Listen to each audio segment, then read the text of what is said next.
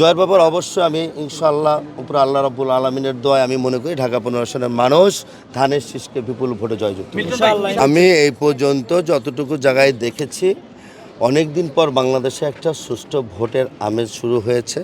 উৎসব মুখর পরিবেশে জনগণ তার ভোটাধিকার প্রয়োগ করবে।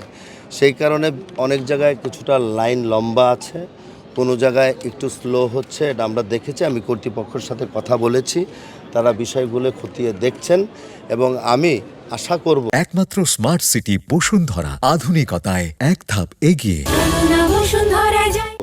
এই যে এক সকাল থেকে যারা উৎসবমুখর পরিবেশে জনগণ ভোট দিচ্ছে, সেই ভোটটা যাতে শেষ পর্যন্ত এবং ফলাফল পর্যন্ত যাতে সুষ্ঠু একটা সুন্দর নির্বাচনের মধ্যে দিয়ে সমাপ্তি ঘটে। মানে এখন পর্যন্ত আপনার কোনো অভিযোগ নেই? এখন তো শুরুই হলো, মাত্র 2 ঘন্টা হলো। আমি আগেই কি অভিযোগ দেব? আমাকে আগে সকল কেন্দ্রের খোঁজ নিতে হবে, জানতে হবে, তারপরে কোনো কিছু থাকলে আপনাদেরকে আমি জানাবো। জয়ের ব্যাপারে আপনি কতটা? জয়ের ব্যাপার অবশ্যই আমি ইনশাআল্লাহ উপরে আল্লাহ রাব্বুল আলামিনের দোয়ায় আমি মনে করি ঢাকা 15 আসনের মানুষ ধানের শীষকে বিপুল ভোটে জয়যুক্ত করবে। হট্টগোল কার সাথে হয়েছে আমি জানি না। অনেকদিন পর ভোট দিতে পেরেছি, এই দেখেন আমি ভোট দিয়েছি, আমার কাছে ভালো লাগছে। স্বাভাবিকভাবে জনগণ যেভাবে উৎসবমুখর পরিবেশে ভোট দিয়েছে, আমার একইভাবে আমার ভিতরে একই ফিলিংস আছে।